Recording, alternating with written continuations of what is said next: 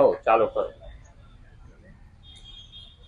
જેના મુખમાં રામનું નામ નથી એનો મનુષ્ય તણો અવતાર.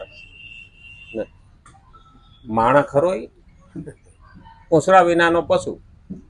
આમ તો રામનો નહીં કોઈ કામ નહીં.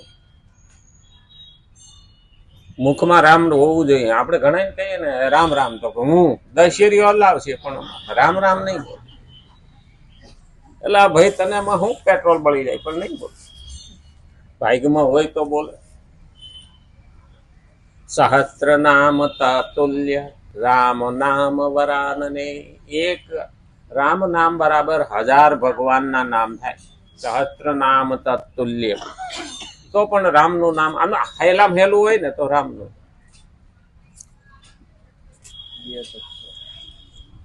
મને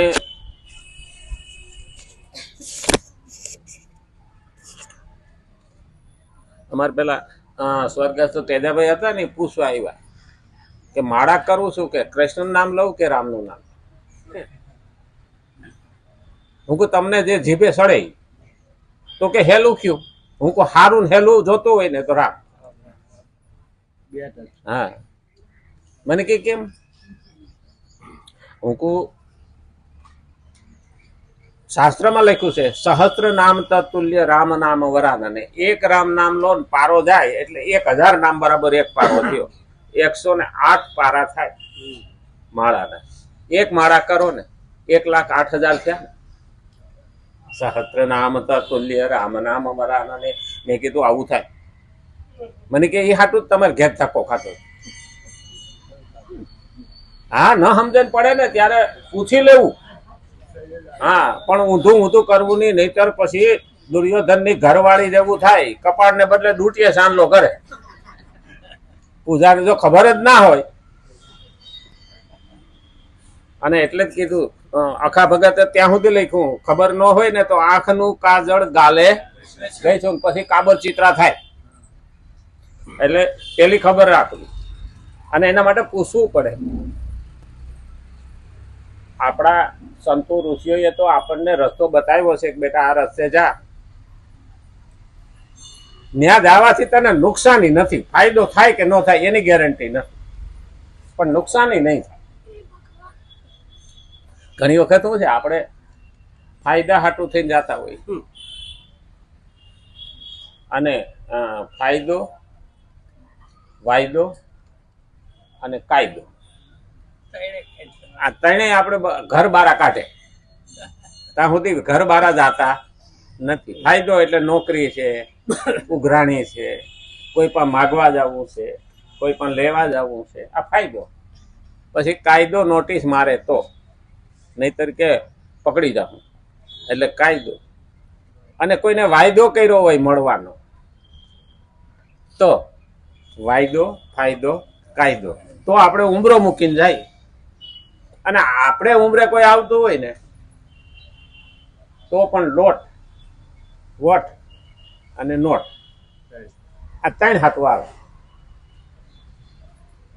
હવે નોટ એટલે ઉઘરાણી, કમાણી, એના માટે આવે આપણે ઘરે. વોટ એ તો બિસાડો 5 વર્ષે નડે, ત્યાં સુધી નડતો નથી. નોટ, વોટ અને લોટ એટલે માગળ. આ 3 આપણે ઘેરે આવે. તો આ સિવાયનું કોઈ મારે ઘેરે આવતું હોય એને કંઈ જોઈતું નથી ને આવતું હોય તો દેવદૂત છે. અને હું વાયદો, ફાયદો ને કાયદો એના વિના બીજાને ત્યાં જતો હું સ્વાર્થ વિના, તો એ પણ ભગવાનનો ભક્ત છે. કારણ કે એને કંઈ જ જોઈતું નથી અને છતાં જાય છે. એ પણ દેવદૂતમાં આવે. કારણ કે ઉમરો આપણે પૂજીએ છીએ ને એનું કારણ જ આ. ઉમરો પૂજીએ છીએ ને એનું કારણ જ આ છે. ઉમરો નોંધ રાખે છે કે બેટા સ્વાર્થ વિનાનો ક્યાંય ગયો ખરો, અને તારે ત્યાં કોઈ સ્વાર્થ વિનાનું આવ્યું ખરું. એટલે ઉમરાનું પૂજન આપણે પહેલા કરતા. જોકે અટણ કરતા હોય કે ન કરતા હોય, હજી અમુક દક્ષિણના લોકો કરે. એનો ઉમરાનું પૂજન કરે, ઘર આગળ રંગોળી કરે. કાંઈ ના હોય ને તો સફેદ કલરની પણ રંગોળી કરે. આપણે તો બધાયમાંથી વહી ગયા. ના પશ્ચિમના ના રહ્યા અને ના પૂર્વના રહ્યા.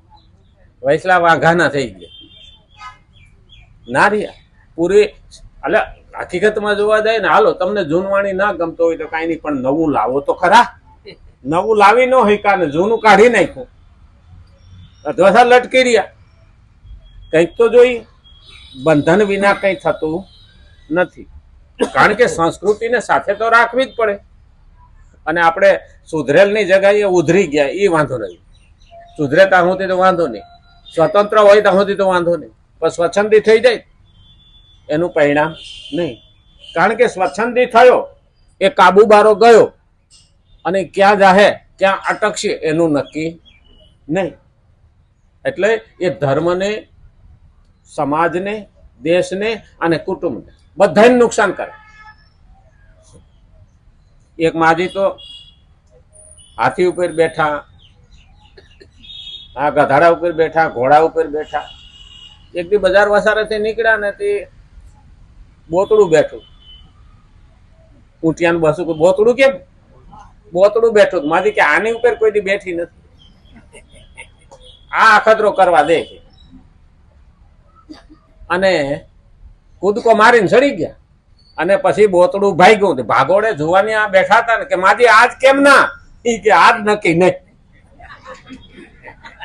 બેહતા તો બેહાઈ ગયું, પણ હવે ભાઈ જો સિંહની સવારી અને બોતડાની સવારી આ ધ્યાન રાખવાનું.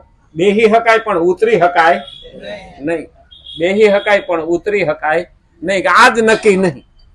એટલે સ્વચ્છંદી થયેલો ક્યાં જાહે ક્યાં અટકશે એનું નક્કી.